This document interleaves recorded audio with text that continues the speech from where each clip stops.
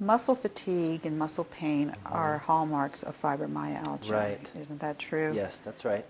And you've indicated that usually you're better with rest and not so with activity. I have found that to be the opposite. The more Yeah. activity I get, the better off I am. Let's talk more about that because it's a very good question. In general, what we see is that people with chronic fatigue, fibromyalgia type symptoms have a definite threshold of the amount of activity that they can have. In other words, they can handle so much. And beyond that point, people get exhausted very quickly, very easily.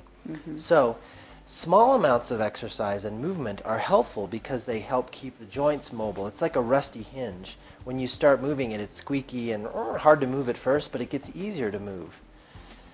That's what's beneficial for most people like yourself. However, it's that the excessive amounts, like too much aerobic exercise, when you've gone beyond the threshold of your particular constitution, that's what puts people into these chronic fatigue states from too much exercise.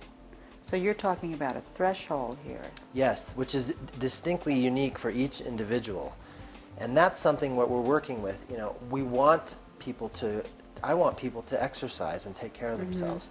But people with chronic fatigue have to make sure they do the amount they need and no more. And that applies to fibromyalgia too, because Yes. the symptoms are very similar. Yes, and they're basically indistinguishable in many regards. Well, thank you. Mm-hmm.